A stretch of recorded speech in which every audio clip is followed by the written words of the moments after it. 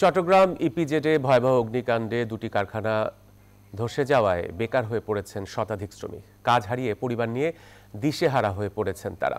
আগুনের কারণ অনুসন্ধান ও ক্ষয়ক্ষতি নিরূপণে কাজ করছে ফায়ার সার্ভিস ও ইপিজেড কর্তৃপক্ষের দুটি আলাদা কমিটি। 15 দিনের মধ্যে তাদের প্রতিবেদন দিতে বলা হয়েছে। আগুনে ধসে পড়েছে 7তলা ভবনের ছাদসহ 4 তলার বেশ কিছু অংশ। এদিকে আগুনে প্রায় 200 কোটি টাকার ক্ষয়ক্ষতি হয়েছে বলে দাবি করেছেন ব্যবসায়ীরা। বৃহস্পতিবার দুপুরে দুটি কারখানা অগ্নিকাণ্ডের ঘটনা ঘটে, নিয়ন্ত্রণে আসে প্রায় 17 ঘন্টা পর। অনেকে রিজিক মারছে, বলতে অনেকে রিজিক মারছে। আমরা তো কাজ করছি, অনেক যেমন 30,000 25,000 বেতন তুলছি।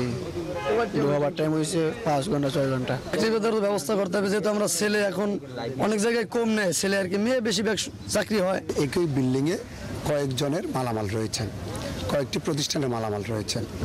এই বিল্ডিংয়ে দাহ্যবস্তু অনেক বেশি ছিল।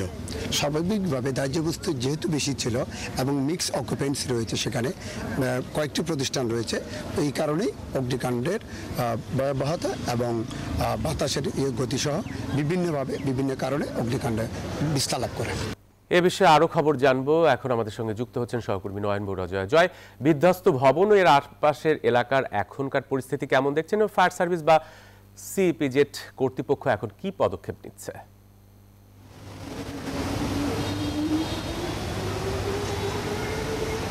ধন্যবাদ জহুর আপনাকে। নিমিষে সব শেষ, শুধু খাড়া হয়ে আছে ভবনটি, একেবারে বিধ্বস্ত ভবন, যেন কোনো বিধ্বস্ত হয়ে পড়ছে এই ভবনটি। এইভাবে আমরা দেখতে পাচ্ছি যে ভয়াবহ যে আগুন, বৃহস্পতিবার দুপুর 2টা থেকে এই আগুনের সূত্রপাত হয়েছে।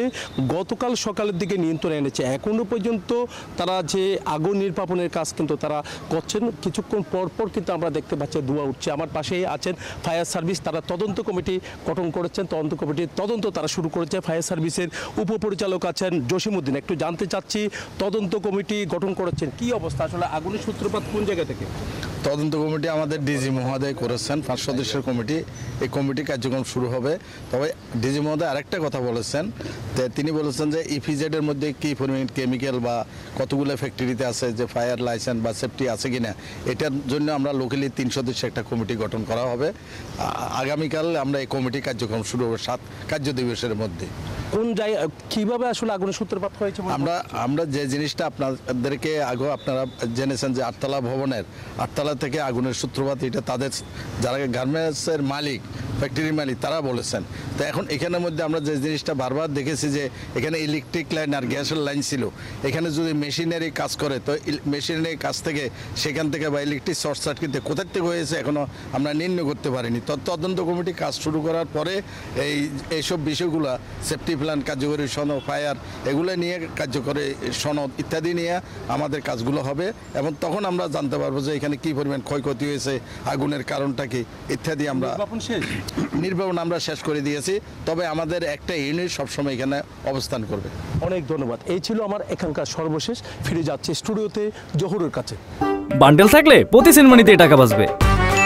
বিকাশ সেনমানি বান্ডেল কিনে জিতুন প্রতি লেনদেনে।